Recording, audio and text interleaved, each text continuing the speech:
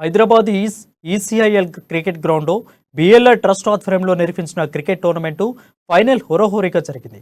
గాంధీనగర్, కమలానగర్ జట్ల మధ్య జరిగిన మ్యాచ్కు ముఖ్య అతిథిగా Secunderabad parliament BRS incharge Sai Kiran, trust chairman Bandali Lakshma Reddy హాజరయ్యారు.